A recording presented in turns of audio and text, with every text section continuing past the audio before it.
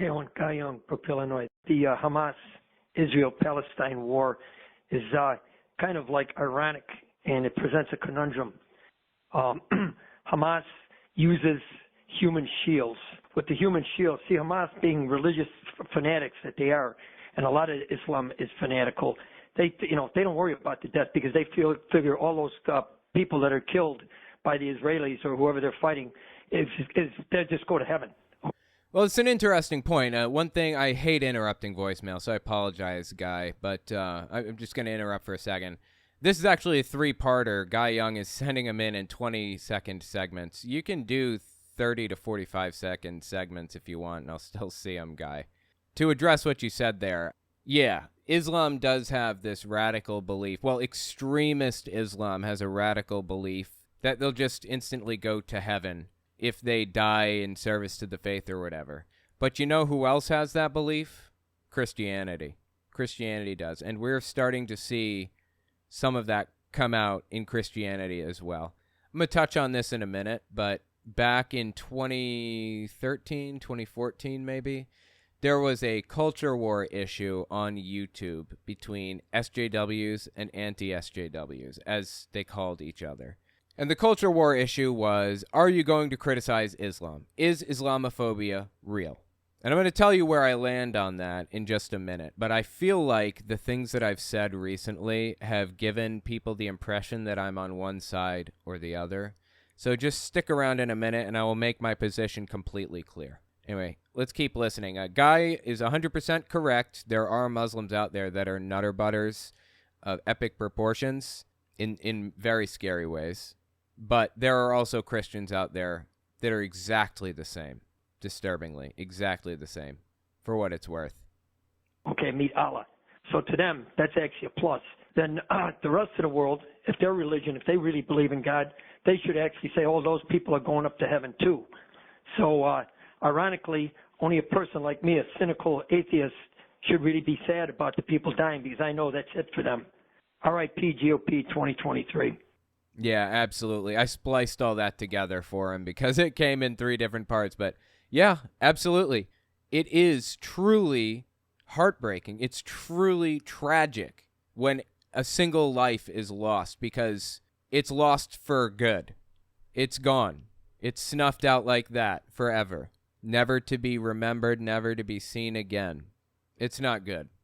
People have this coping mechanism to help them deal with the fact that they've lost family members and things like that. But what do you do when that coping mechanism isn't there and you're watching people die by the hundreds of thousands, even millions? What do you do? It eats you up inside for sure. I feel like I value life more than, the average religious fundamentalist. I absolutely do. Life is the most precious thing in the universe. The rarest, most valuable thing in the universe, in my opinion. Anyway, thank you, Guy Young, for the 3-parter. Again, splice those together. Thank you so much.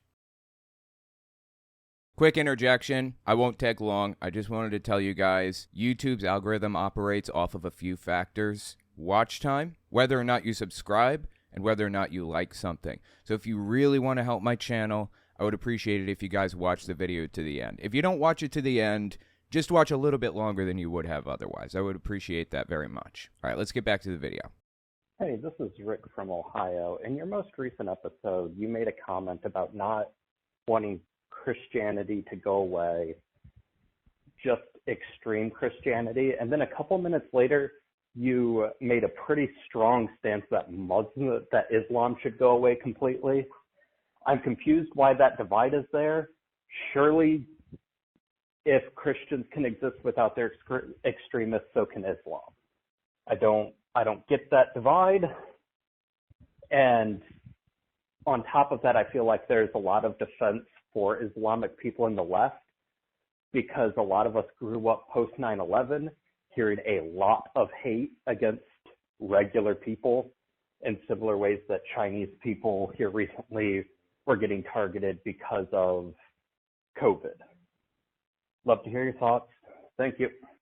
Yeah, I appreciate it. You're absolutely right. I was a little bit ambiguous on that. Let me clarify my position, and let me add a little bit of cultural context for you so that you understand why I hold that position. Over the past 20 years, there have been refugees trying to make their way into Europe from the Middle East because conditions there, it's very war-torn in the Middle East, and it's getting hotter and more difficult to inhabit because of climate change and things like that. So lots of refugees coming from that war-torn area trying to integrate into, European countries, France, Germany, the UK, so on and so forth. And as a result of that, all the propaganda we hear constantly about Mexicans trying to come over the U.S. border? That's what they're dealing with over there in the UK and Europe as a whole.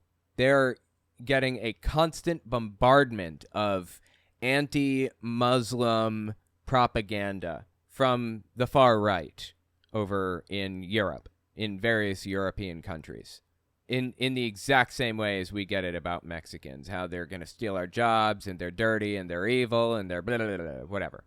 For that reason, Islamophobia as a term exists, because in the same way that Mexicans are derided and hated and evil in the United States, Islam is derided and hated and evil in Europe. I don't know. I guess you just call it bigotry against Mexicans here, right? Islamophobia rolls off the tongue. Mexicanophobia doesn't really. Immigrantophobia doesn't really roll off the tongue in the same way. So people in the United States who aren't really in touch with the issue, like myself, I wasn't really directly affected by the propaganda being spread about Islam in Europe. It didn't really hit me the same. So in 2013, 2014, there were a bunch of YouTubers, many of whom were from Canada, which has close ties to the United Kingdom, and some were from the UK, some were from other various countries in Europe, and they all had this pure, unadulterated disdain for Muslims that crossed over from Islam to Muslims. It can cross over from hating the religion to hating the person pretty quickly. And it felt like that's kind of where it went. Now, I wasn't really engaging in the issue at all at the time. I just kind of saw this happening and whatever. I felt like it was way more political than I really wanted to talk about on my channel, so I created my channel to talk about Jehovah's Witnesses and religions and cults and stuff. And I left the Muslim community to the ex-Muslim community. And you know what? And if an ex-Muslim wanted to come on my channel and talk to me, I would have them on. It's just never happened. I stand against Islam just like I stand against any religion that's fake. That being said, here's me being clear and concise.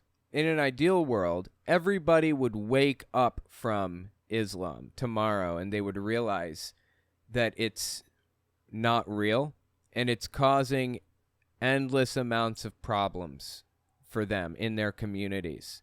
Look at how the Taliban is treating people in Afghanistan right now. They are the de facto government, and they're banning women from going to school. They're planning acid attacks and all kinds of horrific stuff. Look at Iran, Shia Muslims. Look at Hamas. I mean, there are a billion different Muslim extremist factions, state terrorist groups that are about as toxic as it gets. That being said, there are some people, some Muslims, that are moderate. Indonesia, I believe, has the highest percentage of Muslims in the world by country, I think, or something like that. They have a lot of Muslims. And by and large, Indonesians are very chill. Indonesian Muslims, they're chill, relaxed, don't hate anybody. They're just doing their thing.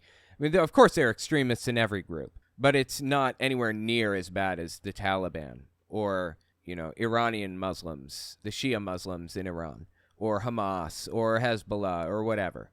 It's not like that. They're much more chill. However, even them, I would like to see them wake up from falsehoods and see that those things are false. I don't want anyone dead. I don't want anybody to be crushed or anything. I just want everyone to see it for what it is. That's it. And let me be clear the other way, too.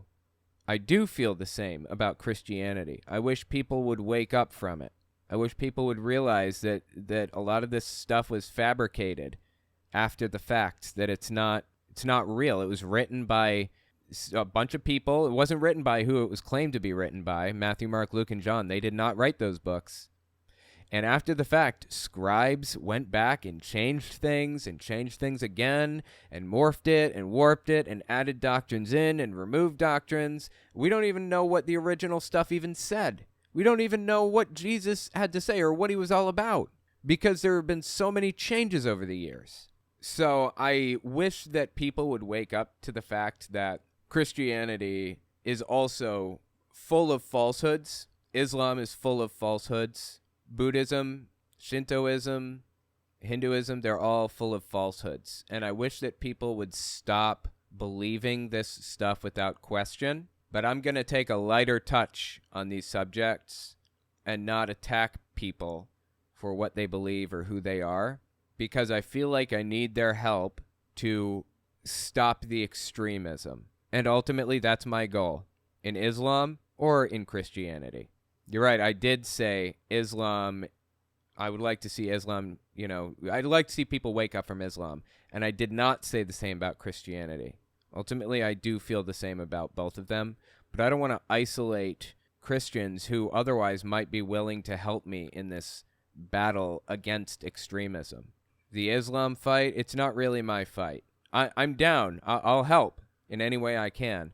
I'm more focused on Christian religious cults in the United States than anywhere else. Anyway, hopefully that answers the question for you. I don't know where that puts me on the SJW line. Am I an anti-SJW? Am I SJW? I have no clue. But yeah, that's my position. Hey, this is Eric. I'm from Maine, man. It's been hard up here, and I've been a viewer for several years, and it's just like people still don't there's a lot of people, the majority of the people still don't take the whole gun thing seriously. It's like, just a little cultural context. Maine just suffered a mass shooting again. I mean, how many are we up to now just this year alone? It's insane and sad. I can't stand it. That's what the caller is referring to with guns and everything. There was an attack, a terrible attack. It's like they still don't understand, and I just want to know what you think about that, Thank you. Have a good one. Take care.